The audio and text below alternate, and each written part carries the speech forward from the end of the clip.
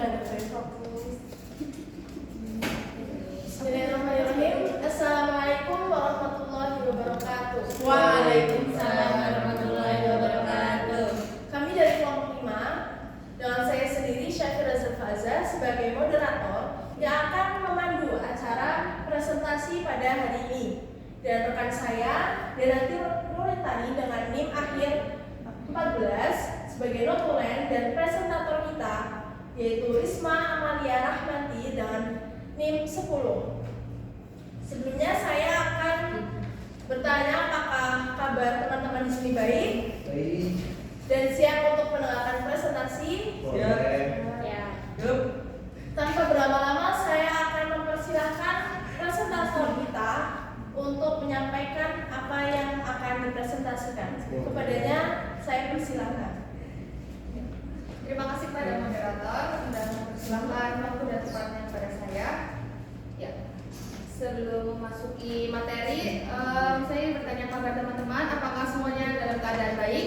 Baik. Alhamdulillah. Ya. Oke, yang materi yang akan saya bawakan pada hari ini yaitu dari bukunya Abdul Khair dengan judulnya yaitu Psikolinguistik dengan kajian teori dengan yang diterbitkan pada tahun 2015 di Jakarta dengan tebalan buku yaitu 313 halaman. Jadi yang pertama itu adalah psikolinguistik. Di sini teman-teman sebelumnya sudah ada yang mengetahui apa itu psikolinguistik? Ya. Jika belum, akan saya jelaskan. Jadi psikolinguistik ini adalah gabungan dari dua ilmu, yakni ilmu psikologi dan ilmu linguistik. Ya. Jadi ilmu psikologi itu ilmu apa? Apakah ada yang sudah tahu? Belum. Ya. Jadi ilmu psikologi ini adalah ilmu yang mempelajari suatu kejiwaan seseorang, dan kemudian ilmu linguistik ini adalah ilmu yang mengkaji suatu bahasa. Jadi kedua ilmu ini itu berkaitan sehingga dapat disatukan menjadi ilmu yang baru ini yaitu ilmu psikolinguistik, yakni ilmu yang mempelajari suatu kejiwaan seseorang dengan dilihat dari beberapa aspek cara dia berbicaranya dan cara dia berbahasa.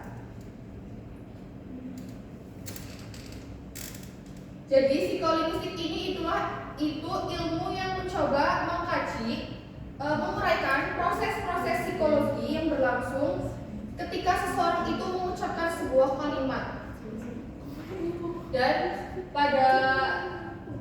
dengan kata lain, psikolinguistik ini mencoba menerangkan hakikat struktur bahasa dan bagaimana struktur ini itu diperoleh dan digunakan pada waktu bertutur, pada waktu memahami kalimat-kalimat dalam pertuturan itu.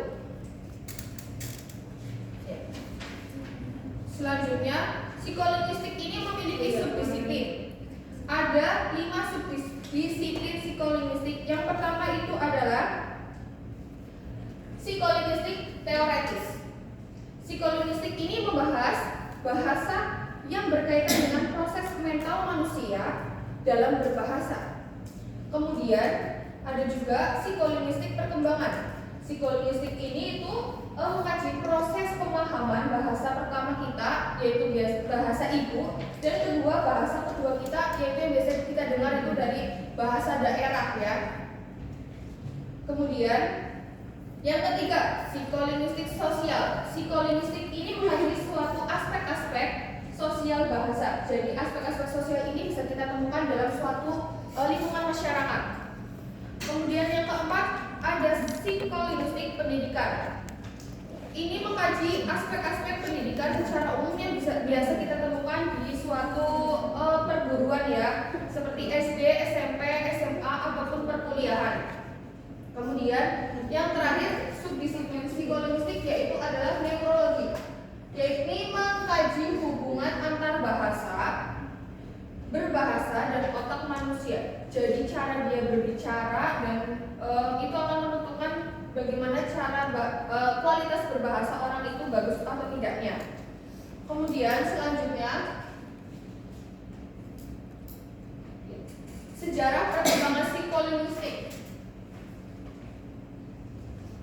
Ya, kaitannya psikologi dalam linguistik dipaparkan oleh Leonard Bloomfield pada tahun 1887 sampai 1949. Pakar ini berkebangsaan Amerika dan beliau ini menyimpulkan bahwa bahasa itu melahirkan pengalaman yang memunculkan ucapan atau kalimat. Jika pengalaman berkeinginan untuk berkomunikasi, maka melahirkan sebuah kalimat deklarasi. Jika pengalaman berkeinginan untuk mengetahui, maka muncul ucapan kalimat interogasi. Interogasi ini seperti ucapan pertanyaan yang ingin diketahui oleh sang tutor ya. Kemudian selanjutnya ada linguistik dalam psikologi. Seperti yang dipaparkan oleh John Dewey pada tahun 1859 sampai 1952. Pakar ini seperti yang diketahui, ini pakarnya berasal dari Amerika dan menyimpulkan bahwa psikologistik ini melahirkan pengalaman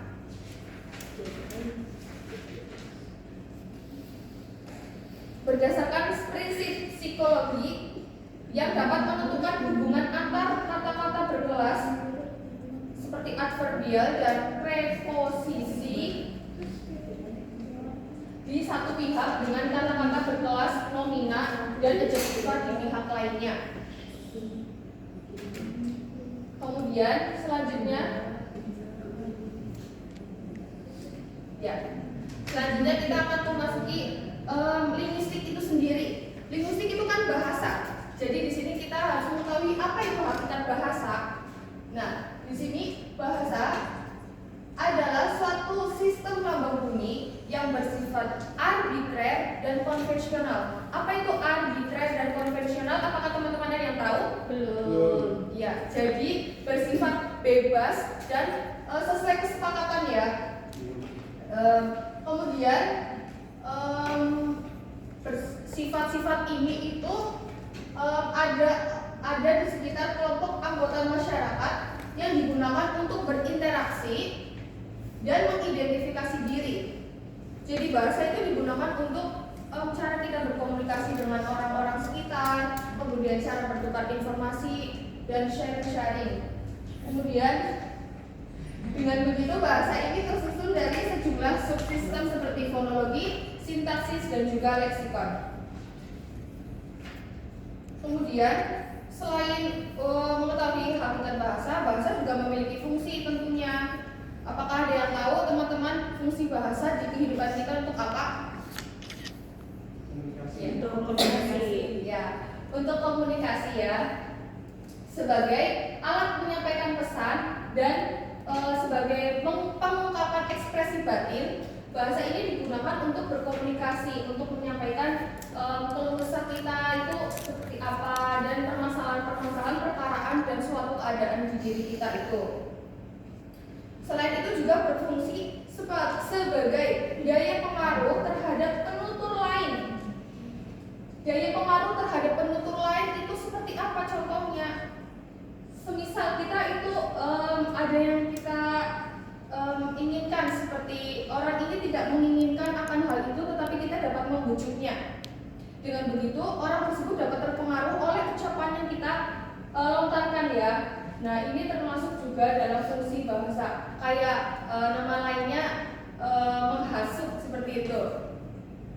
Dan bahasa juga ini berfungsi memberikan kepuasan batin yang dapat digunakan dengan cara menghibur. Semisal teman aku lagi sedih, kemudian bagaimana cara agar menghiburnya agar senang kembali, dengan cara kita berkomunikasi sebagaimana kita memiliki cara-cara berpikir untuk cara menghibur orang tersebut itu seperti apa, dengan membuat lelucon ataupun itu.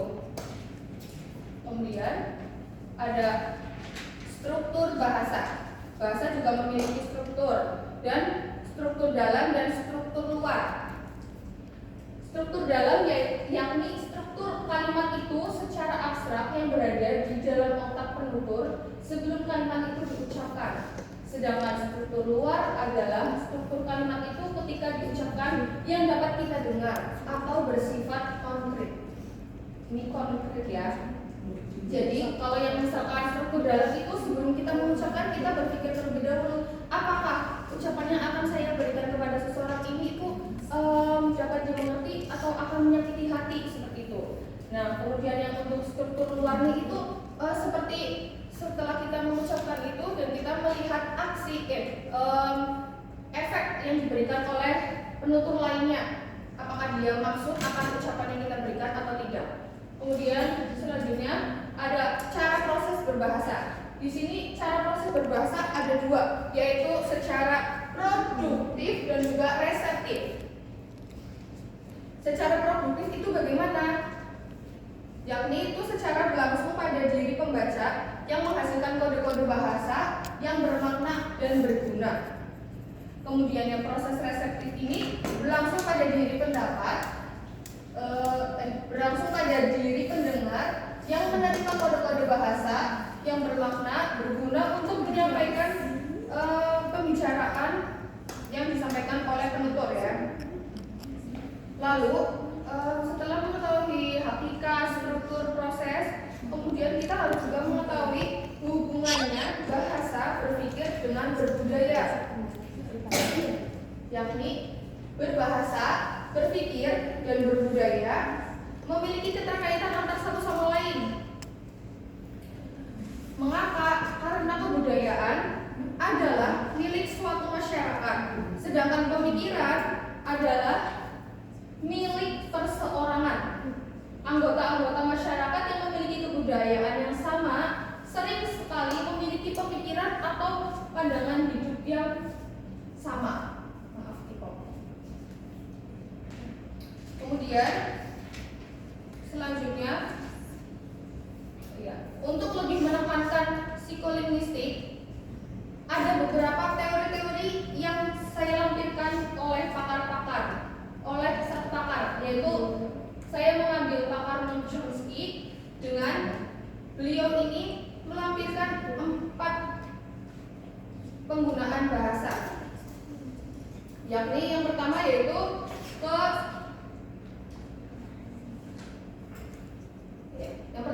aspek kreatif penggunaan bahasa.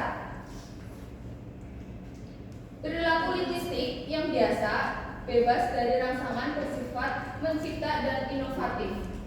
Jadi penggunaan bahasa ini itu sifatnya mencipta dan inovatif dan akan selalu baru dengan berjalannya waktu dan zaman-zaman kedepannya. Kemudian yang kedua, keabstrakan lambang-lambang linguistik. Rumus atau kaidah yang menentukan bentuk kalimat dan penafsiran artinya yang rumit. Yang ketiga, kemudian ada keuniversalan struktur dasar linguistik. Ini berkaitan dengan prinsip abstrak yang mendasari tata bahasa yang tidak dapat diperoleh melalui pengalaman dan latihan. Kemudian yang terakhir, menurut Noam Chomsky itu peranan organisasi dalam struktur dalam ini pada proses kognitif atau mental, yakni yaitu tata bahasa universal mempunyai peranan yang sangat penting dalam pemerolehan bahasa. Ya, jadi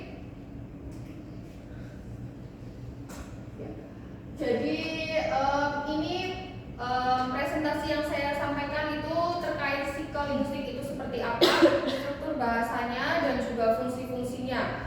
Setelah menyimak teman-teman dari presentasi yang sampaikan, saya rasa sudah cukup bisa dimengerti dan saya akan kembalikan waktu ini kepada moderator. Terima kasih.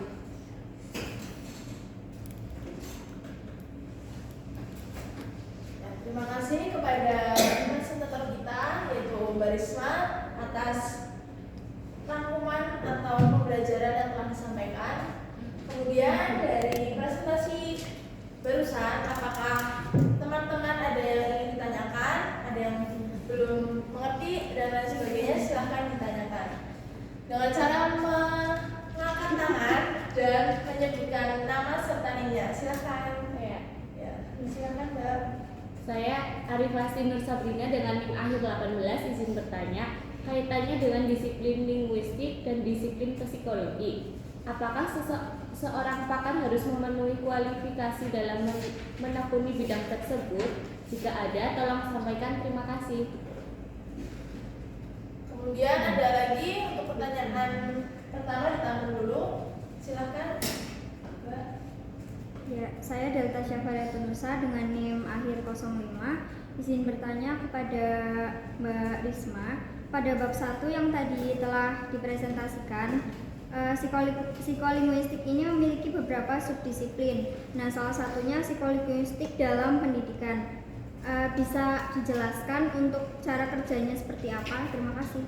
Ya, terima kasih kepada Mbak Arifah dan Mbak Delta atas pertanyaannya.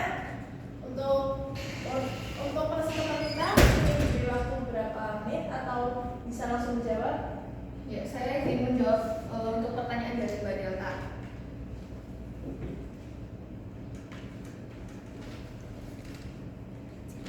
Mbak Delta tadi bertanya terkait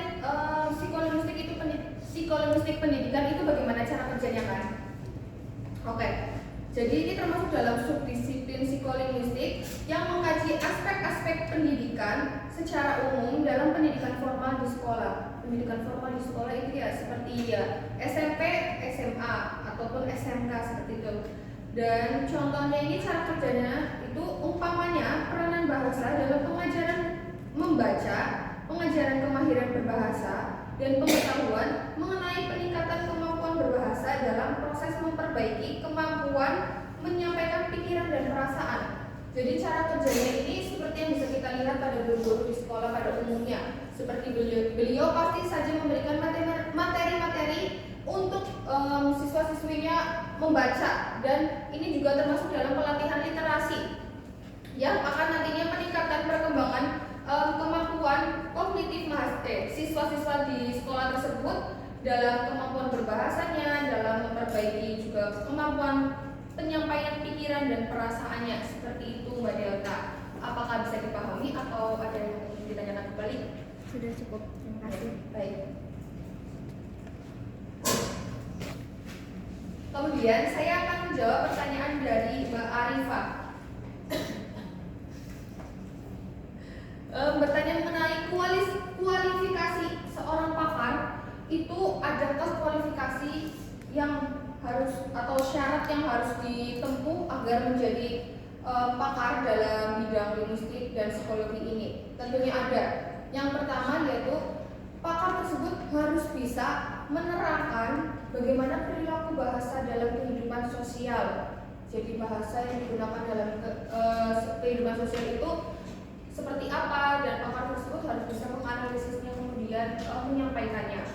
Yang kedua yaitu pakar harus menunjukkan bagaimana perilaku bahasa dalam mewujudkan sejenis organisasi sosial. Pasti di dalam suatu masyarakat pasti adanya organisasi sosial, dan pakar tersebut harus dapat bisa menelaah atau mengamati dengan cara observasi seperti apa organisasi di dalam sebuah sosial itu. Kemudian yang ketiga, seorang pakar harus dapat juga menerangkan bagaimana perilaku bahasa menghasilkan satu bentuk organisasi. Nah, dari yang sebelum kedua itu, persyaratan yang kedua itu, ini juga saling berkaitan persyaratan ketiga dengan yang kedua, karena harus mencari tahu bagaimana suatu organisasi dalam lingkungan sosial itu dapat terbentuk. Kemudian kualifikasi yang keempat itu, seorang pakar harus dapat menerangkan bagaimana perilaku bahasa menghasilkan satu bentuk perilaku yang menjadi fungsi setiap peristiwa. Jadi dari syarat yang pertama sampai syarat yang keempat itu sebenarnya semuanya berkaitan. Jadi seorang pakar harus memiliki syarat-syarat yang telah saya sampaikan sebelumnya. Begitu. Itu jika ada yang ingin ditanyakan bisa ditanyakan kembali, dan jika sudah dimengerti saya akan mengembalikan waktu kepada moderator. Terima kasih.